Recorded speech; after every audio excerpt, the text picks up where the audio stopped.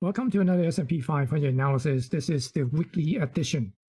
Last week, we saw price action from some of the mega cap tech stock that we haven't seen since the dot-com era in 1999 and 2000. Although the players are different this time, but the behaviors are similar. In this video, we'll look at those similarities and prepare ourselves for the possible outcome.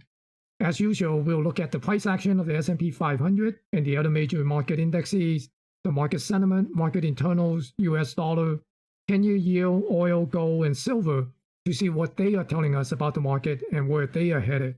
Finally, we'll look at NVIDIA and some of the semiconductor stock that made huge moves last week, and look at some of the past outcome from the negative divergence between the cumulative advanced decline in the S&P 500 and the divergence between the NASDAQ 100. A lot of stuff to cover this week, so stay tuned. Let's jump right into the extraordinary price action from last week. Here's a chart of NVIDIA showing the after-hour price movement after we have released its earnings.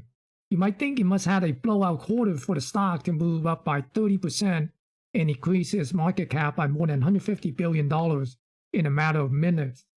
To the contrary, its revenue were down 13% year over year, and the GAAP net income was up 26% year over year, while the non-GAAP net income was down 21%. So depending on which one you looked at, we noticed that the year-over-year expense was down 30%, and that's contributed to the increase in the year-over-year GAAP net income. Now in Q1 of 2022, there was a one-time charge of an acquisition termination fee in the amount of $1.4 billion.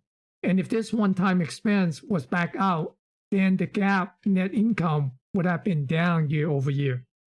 But regardless, the thing that came out from the NVIDIA report that helped increase NVIDIA market cap by more than $150 billion is the Q2 revenue forecast. The company is forecasting $11 billion, plus or minus 2% for this coming quarter. Now, that's almost an increase of $4 billion from Q1, and that's a whopping 57% increase. Yes, we are talking about $4 billion in a single quarter. Not a year, not for the remaining 3 quarters, but just a single quarter. So is this real or just some optimistic forecast based on some optimistic assumption or optimistic customer comments? We'll see, but for now, NVIDIA has created a AI or artificial intelligence gold rush.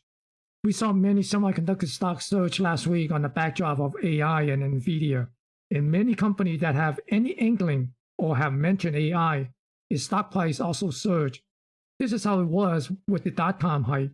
Stocks that were involved or mentioned in any way related to the web or dot-com, and the stock price will surge to unrealistic level simply based on the hype. Here are some of the semiconductor stock benefit from the AI hype last week: Marvell, Monolithic Power, AMD, and Broadcom. And notice the percentage increase last week. We are watching history playing itself out once again. Yes, the players are different, but the emotion and psychology are the same, and the hype is on. We'll look at NVIDIA and some of these stock writing on the AI hype near the end of this video. Let's see how the index had performed last week. We see that the NASDAQ 100 was the top performer with a gain of 3.59%, or gain of almost 495 points. And the New York Stock Exchange Composite was the worst performer. It lost 1.6% for the week. And month to date, the NASDAQ 100 topped the list with a gain of 7.95%, while the New York Stock Exchange Composite is on the bottom of the list with a loss of 3%. And the year to date, NASDAQ holding a 30% gain, and the S&P 500 is 9.5% gain, while the Dow Jones Industrial and the New York Stock Exchange Composite both are negative for the year. Looking at the weekly performance for the S&P 500, we saw the range goes 109 points. It gained 13 points, or 0.32%, and closed above the 4,200 at 4,205.45, and also closed above the 10-week and also the 40-week moving average. But it did come short of filling this August gap, so there's still a little work to do to fill that gap. And also this week high is lower than the previous high, so therefore it's failed to make a higher high with a weekly hangman type of candle. Turning to the market sentiment, the VIX still below the fear zone between the 20 and the 30 level. Sitting near the 18 level, market participants are not fearful at the present, neither are they complacent. Now the put-call ratio is just under 0.75, so the market participants are not all in. Basically, they are not risk on, and they are still being bit cautious. And the up-down volume ratio shows no clear bias and conviction from the buyers or the seller. Similarly, in the daily advance and decline, no broad market participation from either the buy side or the sell side. And not much have changed in the new 52-week high versus new 52-week low. Still small number of stock making new 52-week low and making new 52-week high. Here's the tell. The SP 500 is making a higher high while the cumulative AD line is making a lower high. We'll take a look at this with a little bit more depth later on in this video. Now, we did see a little bit more upside pressure from the NASDAQ up-down volume ratio on Friday. Other than that, no clear bias or strong conviction from either side. The daily advance decline showed huge negative divergence on Thursday as the NASDAQ 100 gained more than 2%, with 1,756 more stock declining in price than stock advancing in price. And most of the gain in the NASDAQ 100 on Thursday was mainly due to NVIDIA and the semiconductor sectors. And the NASDAQ new 52-week high versus new 52-week low looks similar to the New York Stock Exchange. Not many stocks are making new 52-week high or making new 52-week low. And the negative divergence between the NASDAQ 100 and the NASDAQ cumulative AD is getting larger and larger. So what are the sentiment and the internal telling us? What is clear is the market participants are not in a FOMO mode yet, and neither are they in a panic mode. But also what is clear is the market is being pushed higher with narrowing breadth, as indicated by the daily advance decline and also by the cumulative advance decline. We'll look at the negative divergence between the advance and decline and the index, and also some of the past outcome in the last segment of this video. Looking at the 10-year yield, the 10-year yield moved back up to above the 3.75% level and closed at 3.81% last week. I'm still expecting it to move up to this 4% level, and there's approximately 40% chance the Fed will hike another 25 basis points in the June meeting. So I will not be surprised to see a hike in June. And the US dollar continued to move higher and closed above the 104 level at 104.226 last week. I'm looking for a continued strength on the dollar and a possible move back up to this 106 area. Oil continued to hover around this 73 and 74 level. With a strong US dollar, we could see it come back down to this 65 level unless some major cut in supply. We saw silver book a balance area here and dip below the 24 level. So right now, we're basically watching for a possible move down to this 21 area here. Gold is pointing back toward this potential supporting trend line, so it's currently sitting at this 50% retracement level. Gonna wait for a possible break of below this trend line here, then look for a move down to fill this gap before I start looking for any kind of a long setup to play a swing back up. Now let's go take a look at the price action for the indexes before we look at some of those high-flying semiconductor stock from last week. Looking at the daily chart for the S&P 500, we see that the price bounced off the lower range of the expected move last week and then came back up and closed above this 4,200 level. But it did fail to close this gap here, so there's still a little work to do. Here's my upside scenario for the coming week. Complete the gap fill here and then move up toward the upper range of the expected move between 4270 and 4282. The downside scenario is to move back below the 4200 and tag the lower range of the expected move between 4105 and 4141. So the key level that I'll be watching for the coming week is 4200 level. If it could stay above, then I'm looking for it to move higher. If it stay below it, then I'm looking for it to move lower. And for the NASDAQ 100, we saw that the NASDAQ 100 bounced from one extreme to another extreme of the weekly expected move. And it closed the gap, the August gap here. And the upside scenario that I have for the coming week is to move up to this 127 extension here. Remember, we have a little bit of a symmetry move or a bull flag major move, and last week it exceeded this 100% major move, and right now it could be coming up to this 127 extension near 14,506 area. And if it could get above this 127, then I'm also looking for it to come up to the upper range of the expected move. And that will be between 14,608 to 14,700. And notice that this gap also up here, this next gap, is also in confluence with the upper range of the expected move. Now, for the downside scenario is to move below this lower range of the expected move and then watch the Thursday gap, this gap here, to possibly come into play. And the Russell 2000, we said come up over here to this 1816 near this gap here and got rejected. Now we're going to be watching it to see what be retracing back down and fill this gap down here and then possibly make a move to retest this 1700 area. In the Dow Jones Transportation, it didn't go anywhere. It basically finished where it started at the beginning of the week. And we're going to continue to watch for it to see if it will pull back and test this 13,450 area here. And the Dow Jones Industrial came down to this potential support level near 32,567 and got a nice bounce back up with a reversal hammer candle. So we could see it possibly come up here to somewhere near this 33,250 area before it resumed back down toward this 31,700 area. We see that the momentum still seems to be favored on the downside. Similar picture for the New York Stock Exchange Composite. We see that the recent move got a little bounce off of the support here at 14,880 area. So I'm looking forward to retrace back down here and dip below this level, then possibly make a move down here to retest this 14,300 area. So as you can see, other than the SP 500 and also the Nasdaq 100 showing a gain from last week, all the other indexes pretty much unchanged or down slightly for the week. Now let's go and take a look at the index ETF, then we'll look at NVIDIA and other semiconductor stock. Here are the expected move, upper range and the low range for the indexes ETF. These are based on the option price as of Friday's close, and it also uses my proprietary method to calculate the range. Looking at the diamond, the ETF for the Dow Jones Industrial, we saw it bounce off the lower range and it came back up to this trend line here. So it closed just above the lower range of the expected move, last week's lower range of the expected move. So for the coming week, I'm looking for a continuation for the diamond to move down, and we'll be watching for a break of this trend line, then move down to the lower range of the expected move, then possibly come down and fill this gap.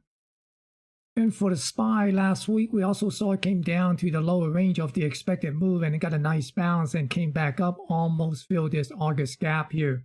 So for the coming week, I'll be watching to see will it complete this gap fill, and if it does, then I'm looking for the move toward this upper range of the expected move between 426.60 and 428. And if the price could not stay above this gap here, then I'd be looking for a price to move back down toward this lower range of the expected move and possibly come down and fill this gap down here near 407.27. For the QQQ, it filled this gap here and came up testing this 0.618 retracement level. So if it could move above this 618 retracement, then I'd be looking for it to come up to this upper range between 358.70 and also come up, possibly fill this gap here at this 356.78. Now, if it is unable to move up to this 618 level here, then look for a move down toward this lower range and possibly fill the gap near this 50% level here, this 50% retracement level near the 331.49. And for the IWM, we could see this gap at 176.74 get filled, then resume back down toward the lower range of the expected move between 172 and 170.50. Now, if it could stay above this gap here, then look for a move up to these upper range and also make another attempt to try to fill this gap here near the 180.39. Now, let's take a look at NVIDIA. NVIDIA put in a new all-time high during the after-hour trading. On the afternoon, it reported Q1 earnings. The expectation here is for this high to get taken out by putting a new all-time high during the regular trading hour session. So above this all-time high, there is also this 127 extension. And in addition to that, there is this upper range of the expected move for the coming week. Now switching to a 1 hour chart here on NVIDIA. So first is the upper range here for the coming week. It's going to be between 408.80 and 418.80. This range is also in confluence with this 1.27 Fibonacci extension. So if the after hour all-time highs get taken out, look for a move toward this upper range and also this 127 extension. And if NVIDIA pulls back, then look for this low here at 366.35 and the lower range between the 367.50 and 370.10 as potential downside target. Now, these price scenarios are for short term only, so watch the index and the internal for major directional move. And for a more intermediate term potential downside target, this all-time high near 346.47 is one of the levels to watch. Now let's take a look at some of the big mover in the semiconductor sector. First is Marvell. It reported earnings last week and its year-to-year number were down, but the company said its AI adoption business will double in fiscal 2024. So there you have it. Play that AI card and boom, up 32% on Friday and up 44% for the week. And yeah, how much is that doubling of AI business? I believe the company was saying somewhere approximately from 200 million to 400 million. And here's another one, Monolithic Power. It said it is supplying power module to the NVIDIA AI chip, the H100, and boom, there you go, up 20% for the week. And finally, AMD up 20% for the week and 96% for the year to date. It also surged on the AI claim from NVIDIA. It blew to a price channel top here by a huge margin. Right now, it could be heading up to this pivot high near this 132.96, which is also in confluence with the upper range of the expected move between 133.70 and 137.50. But don't be surprised if the price move back into this price channel and come back down a bit and possibly come back and check this $100 level here. So are we in a gold rush to a new all-time high for the S&P 500 and the Nasdaq 100? The simple answer is, hey, anything is possible. But with the ongoing negative divergence between the S&P 500 and the cumulative advanced decline, the probability favor more toward the downside than the upside. Now, the higher the S&P 500 goes before resolving the negative divergence, the bigger the pullback. And here are some of the recent negative divergence and the resolution between the S&P 500 and the cumulative AD. You notice here, see this making a higher high, while the AD line is making a lower high. So you see a correction here, and we just kind of get a little bit approximate, a 10% correction on this pullback. And here is another higher high on the S&P 500 with a lower high on the cumulative AD. And you see we have a resolution of a pullback down here. And this is somewhere around 12% pullback before we get a bounce. And now here's this recent lower high on the AD line, while the S&P 500 is putting in a higher high. And if we project somewhere of a 10% or 11% pullback, then we are looking at somewhere around 3,800 level here for 11% pullback. And here are some of the negative divergence between the AD line and Nasdaq 100. You see here is the Nasdaq 100 is making higher high, while the advanced decline line, cumulative advanced decline line, is making a lower high. You see this pullback, you could do a little bit of a projection. Either you could look at a little bit pivot high, a pivot low here at 17%, or all the way down here to the bottom. That is a 30% pullback. So, and here's another long period of a higher high on the Nasdaq 100 and a long period of a lower high on the cumulative AD. And you see the pullback, let's say we just kind of pull back here, and we are looking at the possibility of a 17% or 18% pullback.